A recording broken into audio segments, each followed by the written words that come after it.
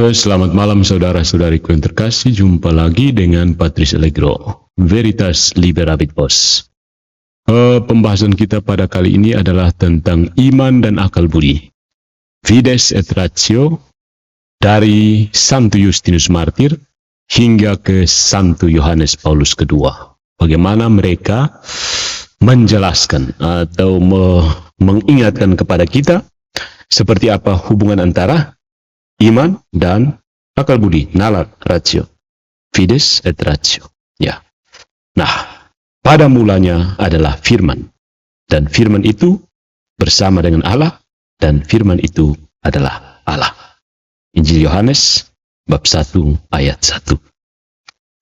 Kita ini diciptakan untuk mengetahui kebenarannya. We are created to know the truth. Ya. Sebagai manusia, kita telah diberi kemampuan khusus yang tidak dimiliki makhluk ciptaan lainnya. Kemampuan untuk pikir dan merasionalisasi dunia di sekitar kita. Ya. Kemampuan ini sangat mendalam dan cukup unik, karena itulah yang membedakan kita dari segala makhluk lainnya di muka bumi. Pada titik-titik tertinggi budaya manusia, kita telah menggunakan kemampuan kita untuk bernalar, untuk merenungkan hal-hal yang transenden, hal-hal yang melampaui, yang sekedar ada di depan kita, dan untuk mendapatkan gambaran tentang tatanan yang diciptakan di sekitar kita. Segala sesuatu, the order of the cosmos. Ya. Dari rasio kita mencoba untuk mengenali tatanan tersebut. Tetapi gambaran ini sebenarnya tidak lengkap dan membuat penalaran manusia mengisyaratkan lebih banyak hal. Begitu kita menalar, memperhatikan sesuatu yang ada di sekitar kita, ada keinginan untuk melangkah lebih jauh. Disinilah akal bertemu dengan iman. Iman yang percaya kepada Tuhan yang telah menciptakan dunia di sekitar kita dan telah menyatakan dirinya melalui wahyu. Jadi begitu bertemu dengan hal-hal empiris, hasrat manusiawi kita, hasrat intelektualitas kita, menginginkan sesuatu yang jauh melampaui apa yang terlihat. Dan disinilah akal budi kita bertemu dengan iman. Iman itu adalah percaya kepada Tuhan yang telah menciptakan tatanan ini yang nampak bagi kita, dan juga telah menyatakan dirinya melalui revelation, wahyu. Kedua cara untuk mencapai kebenaran ini kadang-kadang tampak bertentangan. Ya. Akhirnya disatukan pada saat yang paling penting dalam sejarah manusia.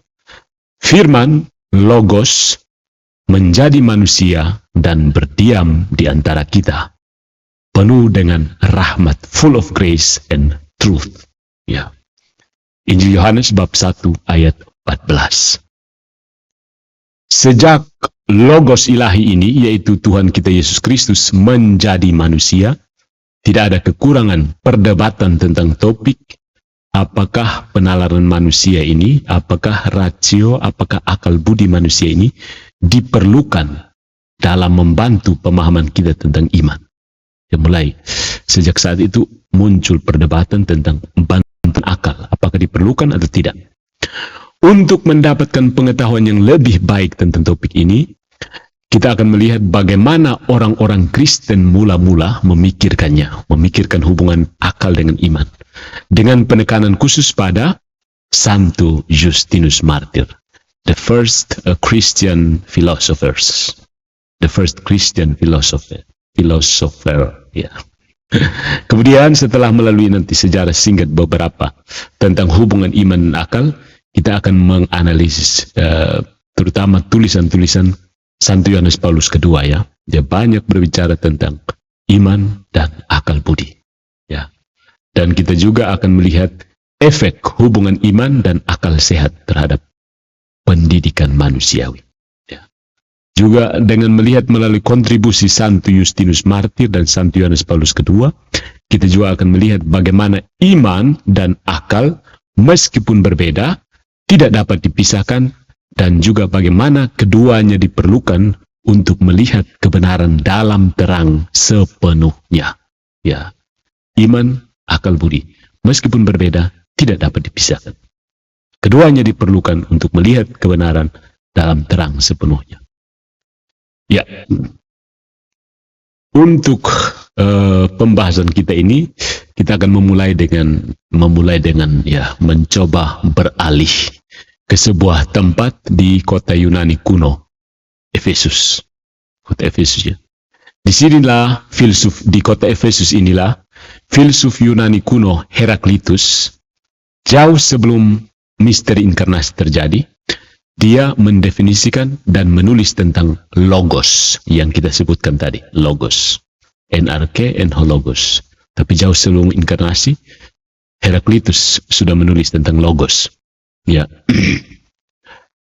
Bagi Heraklitus dan sebagian besar pemikir Yunani, logos ini mengacu pada akal atau kata, word. Ratio bisa pada akal budi atau kata, atau yang paling penting adalah prinsip universal yang menghubungkan segala sesuatu bagi dunia filsafat Yunani. Ya. Baru sekitar 500 tahun kemudian, ketika diyakini bahwa Rasul Santo Yohanes tiba di Efesus untuk menyusun Injilnya, yang mengklaim bahwa Yesus Kristus adalah logos ilahi dan bahwa dia telah menjadi daging. Ya, sebelumnya, logos ini daripada akal atau kata atau prinsip universal yang menghubungkan segala sesuatu. Baru kemudian oleh Yohanes, Rasul Yohanes, logos ini diklaim sebagai Yesus Kristus. Sejak proklamasi firman yang radikal ini, cara logos dipahami berubah selamanya. Sejak saat itu berubah. Jika kita tinggal di Efesus 40 tahun lagi setelah Santo Yohanes, kita menemukan sosok pertama kita, Justinus Martir, sang filsuf. Jadi sudah Heraklitus memberikan tentang logos, menggagas tentang logos, kemudian Rasul Santo Yohanes mengklaim logos ilahi itu sebagai Yesus Kristus, lalu 40 tahun kemudian muncul Justinus Martir, sang filsuf. Justin Martir. Sebelum peristiwa Efesus itu, Justinus Martir, sebelum Rasul Yohanes maksudnya ke Efesus itu, Justinus Martir ini hanyalah seorang filsuf biasa, filsuf. Dia telah mendedikasikan hidupnya untuk mencari kebenaran sepanjang masa mudanya, menghabiskan banyak waktu di berbagai aliran pemikiran Yunani. Setelah mengeksplorasi stoikisme, filsafat Stoa, filsafat peripatetik, ini post-Aristotelian, dan Pythagorasisme, filsafatnya Pythagoras, dia menemukan rupanya Platonisme itu paling koheren dan memuaskan, dan dia percaya dia akan menghabiskan sisa hidupnya untuk mempelajari Platonisme ini, filsafatnya Plato. Ya. Forma dan materi, dunia ide dari Plato. Sampai suatu hari saat berjalan di pantai sambil merenung, dia memulai diskusi dengan seorang Kristen. Justinus kan seorang filsuf, belum Kristen dia. Ketika mendengarkan klaim orang Kristen tentang Yesus Kristus, dia mengalami apa yang dikutipnya sendiri, apa yang ditulisnya sendiri sebagai nyala api yang meletup-letup dalam jiwa saya. Berkobar, nyala api yang berkobar dalam jiwa saya. Dan setelah mengeksplorasi kekristenan lebih dalam, dia mengklaim bahwa kekristenan adalah satu-satunya filsafat atau filosofi untuk menjadi aman dan membawa keuntungan. In English, philosophy to be safe and profitable. Ya. Jadi kekristenan itu adalah sebuah filsafat yang aman dan paling menguntungkan. Kata Santo Justin Martir. Ya, ini dikutip dari newadvent.org ya. Justin Martir dialog dengan Tripo. Beberapa saat setelah pertobatannya, Santo Justinus menemukan dirinya di Roma. Ya, dia datang ke Roma. Di Roma, di mana dia mulai mendirikan sebuah sekolah dan menulis karya-karyanya yang paling terkenal, yang membahas para kaisar dan di dalamnya menyebutkan bagaimana aspek-aspek filsafat Yunani kompatibel sesuai dengan iman Kristiani. Dalam apologi pertamanya, beberapa buku tentang apologi ya, Justinus Martyr ini. Dia menunjukkan bagaimana doktrin-doktrin Kristen tertentu diungkapkan oleh para filsuf melalui penggunaan akal. Mari kita baca salah satu kutipannya dari pasal 46, apologi pertama. Dikutip dari newadvent.org. In English, "For while we Christians say that all things have been produced and arranged into a word by God, we shall seem to utter the doctrine of Plato, and while we say that there will be a burning up of all, we shall seem to utter the doctrine of the Stoics, and that those of the good being delivered from punishment spend a blessed existence, we shall seem to say the same things as the poets and philosophers. And while we maintain that men ought not to worship the works of their hands, we say the very things which have been said by the comic poet Menander and other similar writers, for they have declared that the workman is greater than the work." Harafiahnya seperti ini. Karena sementara kita orang Kristen mengatakan bahwa segala sesuatu telah diproduksi dan diatur ke dalam dunia oleh Tuhan, kita akan tampak mengucapkan doktrin Plato, dan sementara kita mengatakan bahwa akan ada pembakaran semua, ini ada prinsip dari filsafat Yunani tentang segala sesuatu yang terbakar, kita akan tampaknya mengucapkan doktrin Stoa, dan bahwa orang-orang baik yang dibebaskan dari hukuman menghabiskan kehidupan yang diberkati, kita akan tampaknya mengatakan hal-hal yang sama seperti para penyair dan filsuf, dan sementara kita berpendapat bahwa manusia tidak boleh menyembah karya tangan mereka, kita mengatakan hal-hal yang telah dinyatakan oleh penyair komik Menander dan penulis serupa lainnya, karena mereka telah menyatakan bahwa pekerja lebih besar dari karya.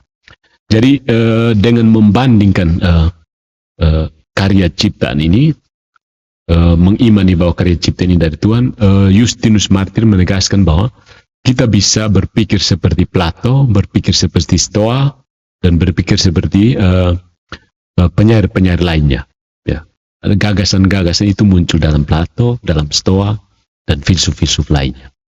Dan ini adalah tema utama dalam tulisan-tulisan Santo Justinus, bahwa kebenaran meskipun datang secara langsung dan sepenuhnya dari Kristus, ya, bisa juga ditemukan dan didapat di luar gereja Kristus melalui penggunaan akal sehat, ya. Dan kebenaran ini kan bisa ditemukan meskipun datang secara langsung dari Kristus, tapi melalui akal sehat juga bisa ditemukan di luar Kristus. Di luar gereja Kristus maksudnya. Dia membandingkan para filsuf seperti Socrates, Musonius Rufus, dan bahkan Heraklitus yang karena dianiaya karena mempercayai kebenaran dengan cara yang sama seperti yang dilakukan oleh orang Kristen. Ya. Dia mengklaim bahwa mereka yang bukan orang Kristen seperti orang Yunani bisa sampai pada kebenaran karena firman atau logos yang dalam beberapa cara ada di dalam semua orang. Jadi logos ini ada di dalam semua orang dalam beberapa cara. Menjelang akhir apologi keduanya, dia berkomentar seperti ini. Karena semua penulis dapat melihat kenyataan secara gelap melalui penaburan kata yang ditanamkan yang ada di dalamnya. Ya. Dari apologi kedua, bab 10. Ya, dari Inggrisnya, kutipan bahasa Inggrisnya dari newadvent.org.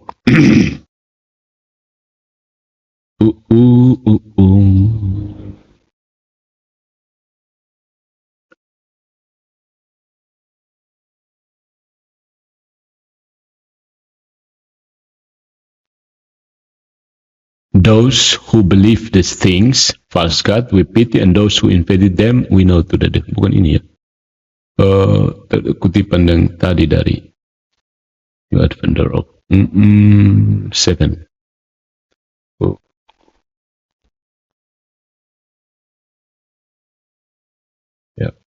For all the writers were able to see realities darkly through the sowing of the implanted word that was in them. Jadi karena semua penulis mampu melihat kenyataan secara samar-samar, ya maksudnya darkly, melalui pembenihan yang ditanamkan kata ke dalam diri mereka, word, logos spermatokoia, ya logos spermatokoia, kayak istilah teknis dari Santo Justinus ini, Santo Justinus Martir. Santo Justinus ini percaya bahwa tidak ada kontradiksi dalam kebenaran yang telah dicapai oleh para filsuf Yunani dengan kebenaran yaitu Yesus Kristus, karena bahkan terlepas dari iman, benih firman, logos spermatokoin, telah ditaburkan ke dalam setiap orang. Ya, benih firman ini ditaburkan ke dalam setiap orang. Nah, dalam melihat sisi lain dari perdebatan, ternyata kita menemukan teolog Kristen awal yang bernama Tertullianus, ya. Tertullianus. Ya. Who is Tertullian? Oke. Tertullianus. Prescription against heretics. Ya, tulisannya terkenal Prescription against heretics. Ya, dan di dalam tulisannya ini, Prescriptions against the heretics, dia mengajukan pertanyaan yang terkenal. Apa yang telah dilakukan Athena terhadap Yerusalem? Apa saja yang dilakukan Athena terhadap Yerusalem? Dia mengklaim bahwa filsafat adalah penafsir yang gegabah dari alam dan dispensasi Tuhan. Ya, dispensasi Tuhan maksudnya apa? In English. He claimed that philosophy is the rash interpreter of the nature and the dispensation of God. Dispensasi ini apa? Izin, ya. Dispensasi. Dan menurut Tertullian, Prescription Against Heretics, chapter 7, yang dikutip dari newadvent.org, ini dia menyatakan bahwa filsafat ini diproduksi untuk telinga gatal dari roh kebijaksanaan dunia ini. Dia itu menentang filsafat sebenarnya. Jelas bahwa Tertullianus ini menginginkan kekristenan benar-benar terpisah dari filsafat duniawi. Namun agak ambigu, ya. Apakah dia menentang semua rasionalisasi kebenaran manusia? Untuk memberinya sedikit manfaat, banyak aliran filsafat yang akan ditemui Tertullian adalah aliran-aliran yang mengajarkan dan mempercayai hal-hal yang memang sangat bertentangan dengan doktrin Kristen dan bahkan percaya pada dewa-dewa palsu.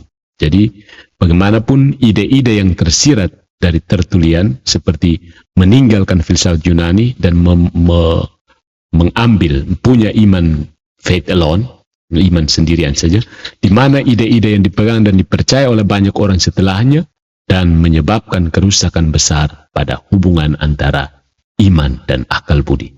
Jadi Justinus itu mengatakan bahwa iman dan akal budi itu sama-sama menguntungkan, ya, menuju kebenaran. Tetapi Tertullianus datang dan tidak bercampur, dan kekristenan harus bebas dari segala macam filsafat dunia. Jadi penting untuk diketahui bahwa Santo Justinus Martir tidak berpikir bahwa filsafat Yunani setara dengan iman Kristen dalam menemukan kebenaran, atau bahwa filsafat Yunani itu mengandung kepenuhan kebenaran. Tidak. Dia, Santo Justinus ini, benar-benar menentang kepalsuan yang ditemukan dalam pemikiran dan budaya Yunani. Dalam apologi pertamanya, dia berbicara tentang dewa-dewa palsu dan mengklaim bahwa mereka yang mempercayai hal-hal ini, dewa-dewa palsu, kita kasihani, dan mereka yang menciptakannya kita tahu adalah dari iblis. Ya, ini dari apologi pertamanya, bab 20. Santo Justinus juga tidak percaya dengan cara apapun filsafat itu sebagai sesuatu yang sempurna. Tidak. Dia hanya memuji tradisi filsafat Yunani sejauh sampai pada kebenaran yang diterima oleh firman. Sekali lagi, di dalam apologi pertama dia menulis seperti ini. Our doctrines then appear to be greater than all human teaching, because Christ, who appeared for our sakes, became the whole rational being, both body and reason and soul. For whatever either lawgivers or philosophers uttered well, they elaborated by finding and contemplating some part of the word in huruf besarnya. But since they did not know the whole of the word, which is Christ, they often contradicted themselves. Bagus ya. Ajaran-ajaran kita tampaknya lebih besar daripada semua ajaran manusia, karena Kristus yang menampakkan diri demi kita menjadi seluruh makhluk rasional, seutuhnya makhluk rasional, baik tubuh, akal, dan jiwa. Untuk apapun yang diucapkan oleh para pemberi hukum atau para filsuf dengan baik, mereka menguraikan dengan menemukan dan merenungkan beberapa bagian dari firman. Tetapi karena mereka tidak mengenal keutuhan firman, yaitu Kristus, mereka sering bertentangan dengan diri mereka sendiri. Ya, dalam Apologi kedua, bab 10. Ya, sudah tadi saya sudah diberitahu. Bagi Santo Justinus, banyak orang Kristen awal lainnya, filsafat Yunani dan penggunaan akal budi penting untuk mengartikulasikan dan memahami iman yang diterima melalui wahyu ilahi. Nah, untuk menyentuh satu tokoh lain di gereja perdana ini yang berusaha untuk mengintegrasikan yang terbaik dari filsafat Yunani dengan wahyu Kristiani, kita bertemu dengan Santo Clemens dari Alexandria. Ya, dalam salah satu tulisan utamanya yang berjudul Stromata, Santo Clemens ini menulis seperti ini. Accordingly, before the advent of the Lord, philosophy was necessary to the Greeks for righteousness. And now it becomes conducive to piety, being a kind of preparatory training to those who attain to faith through demonstration. For your foot, it is said, will not stumble if you refer what is good, whether belonging to the Greeks or to us, to Providence. Philosophy, therefore, was a preparation, paving the way for him who is perfected in Christ. Oleh karena itu, sebelum kedatangan Tuhan, filsafat diperlukan bagi orang Yunani untuk kebenarannya, dan sekarang menjadi kondusif bagi kesalehan, menjadi semacam pelatihan persiapan bagi mereka yang mencapai iman melalui demonstrasi. Karena kakimu dikatakan tidak akan tersandung jika kamu merujuk apa yang baik, apakah milik orang Yunani atau kita, kepada providensia, penyelenggaran. Oleh karena itu, filsafat adalah persiapan membuka jalan bagi dia yang disempurnakan di dalam Kristus. Stromata, bab 5. Dikutip dari newadvent.org. Bagi orang-orang Kristen awal seperti Santo Justinus dan Santo Clemens, mereka melihat filsafat tidak hanya mempersiapkan orang-orang budaya Helenistik untuk menerima kabar baik tentang Kristus, tetapi mereka juga melihat penting di masa mereka saat ini untuk mempersiapkan jiwa untuk mempelajari dan memahami iman. Jadi sangat penting untuk menunjukkan bahwa orang-orang kudus ini tidak hanya belajar dan menulis, mereka berusaha untuk mewariskan yang terbaik dari apa yang mereka terima. Santo Justinus ini memulai sekolah filsafat di Roma. Beberapa muridnya bersaksi tentang pemerintah Romawi bersamanya. Sementara Santo Clemens adalah kepala sekolah kateketik terkenal di dunia di Alexandria, yang dikelilingi oleh warisan para sarjana di berbagai sekolah filsafat dan sarjana Kristen awal. Melalui kerasulan pendidikan mereka, dikatakan bahwa banyak yang bertobat kepada iman atau sangat diperkuat, sangat diperkokoh di dalam iman mereka. Jadi, Justinus membuka sekolah, Clemens juga membuka sekolah, menghubungkan filsafat dengan iman, teologi maksudnya. Jadi tujuan utama pendidikan adalah untuk meneruskan yang terbaik dari budaya, untuk mengeluarkan ex educare, memimpin keluarnya, untuk mengeluarkan yang terbaik dari siswa dan untuk mempersiapkan siswa untuk dunia dan membuat penilaian yang benar, the right judgment. Nah, bagi orang-orang kudus ini adalah penting bahwa siswa mereka ini memiliki pemahaman yang mendalam tentang filsafat. Bukan hanya karena itu adalah budaya Yunani Romawi terbaik yang mereka terima, tetapi karena itu justru membuat para siswa berpikir dan mampu mengartikulasikan realitas kenyataan. Nah, melalui sekolah-sekolah ini mereka menjadi siap untuk dunia dan mampu membuat penilaian yang benar, mengakui masyarakat yang sebagian besar non-Kristen tempat mereka berada. Dan itu adalah beberapa orang Kristen paling awal seperti yang dibahas, yang memprakarsai integrasi tradisi filsafat Yunani yang kaya dengan iman Kristen. Filsafat Yunani begitu kaya dihubungkan dengan iman Kristen dalam sekolah-sekolah paling awal, dari sekolahnya Justinus Martyr dan sekolahnya Clemens di Alexandria. Ya, meskipun orang-orang Kristen mula-mula ini membuat pencapaian besar dalam pemikiran dan tulisan mereka, tidak sampai sekitar 1000 tahun kemudian sampai integrasi iman dan akal menjadi yang terbesar di era yang dikenal sebagai skolastik.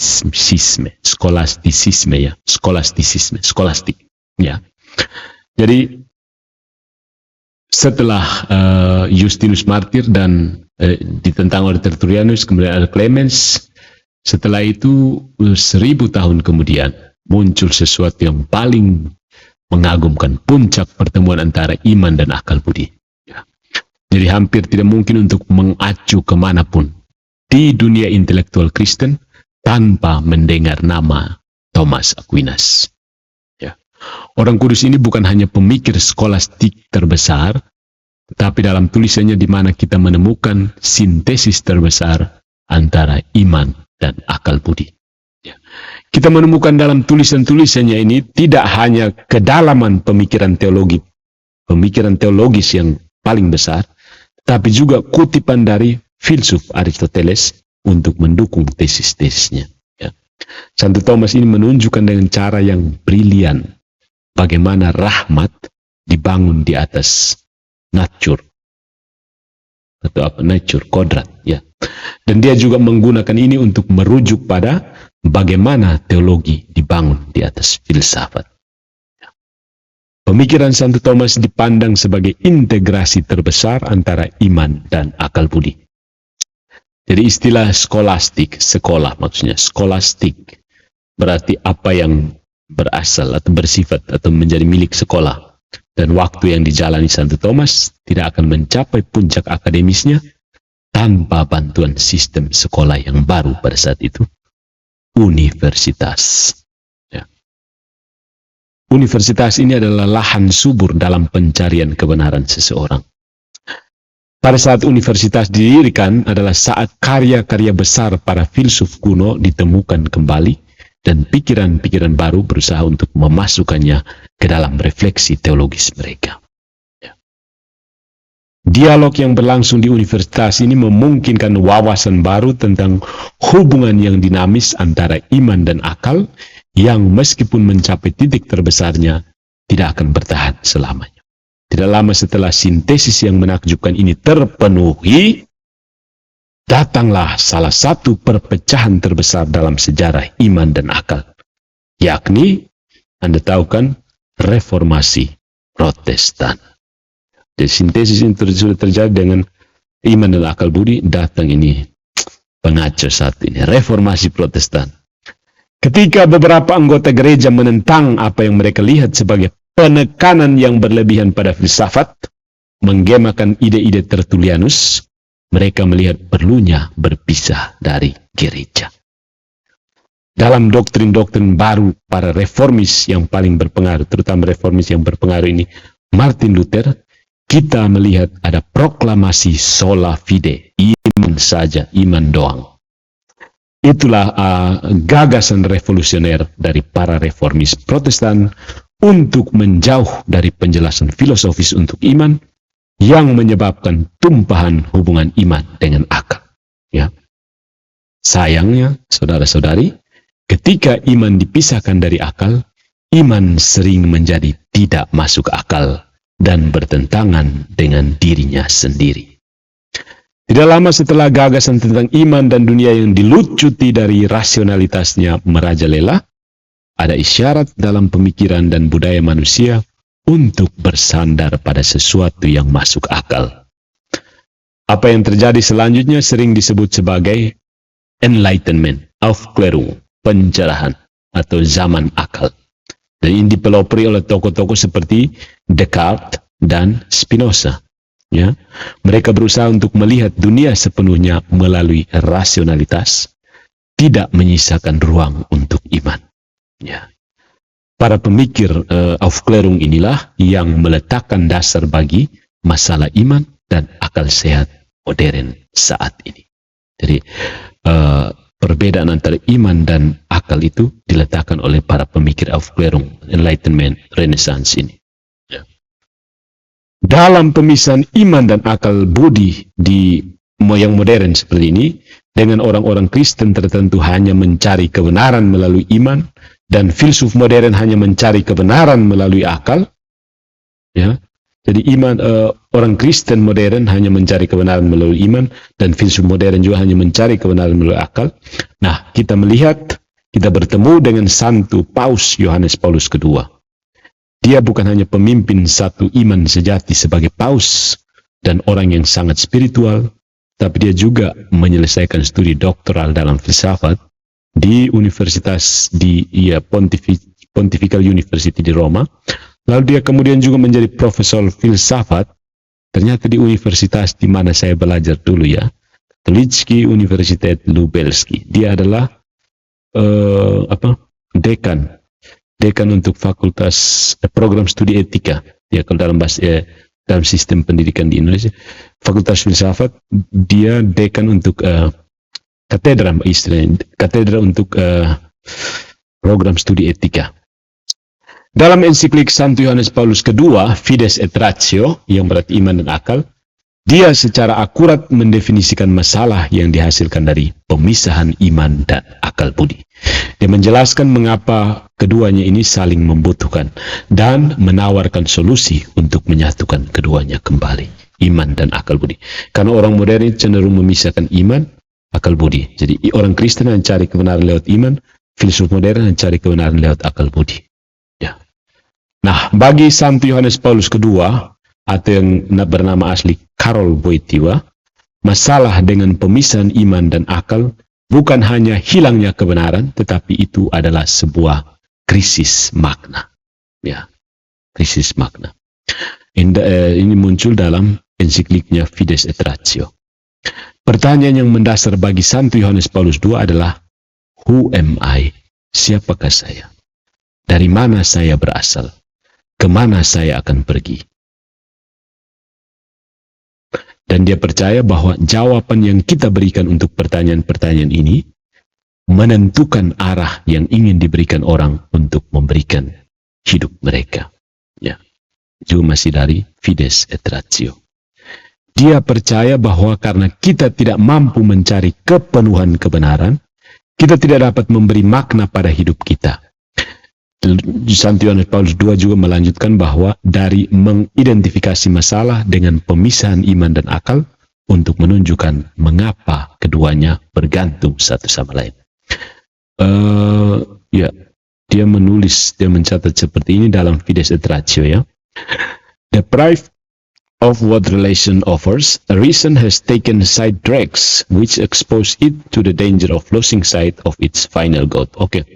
Bahasa Indonesia, kehilangan apa yang ditawarkan wahyu, akal budi telah menyimpang yang menghadapkannya pada bahaya kehilangan pandangan akan tujuan akhirnya. Kehilangan akal, iman telah menekankan perasaan dan pengalaman, dan dengan demikian berisiko tidak lagi menjadi proposisi universal. Adalah ilusi untuk berpikir bahwa iman yang terkait dengan penalaran yang lemah mungkin lebih menembus. Sebaliknya, iman kemudian berisiko besar layu menjadi mitos atau tahyul. Dengan cara yang sama, akal yang tidak terkait dengan iman orang dewasa tidak didorong untuk mengalihkan pandangannya ke kebaruan dan radikalitas keberadaan. Setelah melihat mengapa penting bagi iman dan akal untuk bersatu dalam pencarian kebenaran, kita kemudian beralih ke solusinya untuk masalah ini, masalah perbedaan perpisahan yang ditemukan dalam pendidikan. Paus Santo Yohanes Paulus II menulis kepada para teolog dan guru teologi bahwa mereka perlu memiliki dan memahami dan mengintegrasikan metafisika dalam pekerjaan mereka. Dan bahwa teologi membutuhkan pemahaman tentang filsafat jika ingin mengatasi tantangan-tantangan the recent, tantangan baru-baru ini, tantangan terkini. Dia juga mendorong para guru ini yang ingin belajar teologi untuk mulai mempelajari filsafat terlebih dahulu, terutama mengacu pada uskup dengan formasi para imam. Ya, dia meminta para uskup untuk menekankan pentingnya belajar filsafat bagi para calon imam. Di sisi akal budi, dia secara khusus mendorong para filsuf dan guru filsafat bahwa mereka harus terbuka terhadap pertanyaan-pertanyaan yang mendesak yang muncul dari firman Tuhan, dan mereka harus cukup kuat untuk membentuk pemikiran dan diskusi mereka dalam menanggapi tantangan itu. Ya, masih dalam teksnya ensiklik Fides et Ratio. Santo Yohanes Paulus kemudian mendorong orang-orang percaya yang bekerja di bidang filsafat untuk menerangi jangkauan aktivitas manusia dengan menjalankan akal yang tumbuh lebih menembus dan meyakinkan karena dukungan yang diterima dari iman. Ya. Jadi bagi Santo Yohanes Paulus II, pemisahan dan isolasi iman dan akal mempengaruhi manusia pada tingkat terdalam. Dia percaya bahwa Tuhan telah menempatkan dalam hati manusia keinginan untuk mengetahui kebenaran, dan bahwa iman dan akal budi seperti dua sayap di mana roh manusia naik untuk merenungkan kebenaran.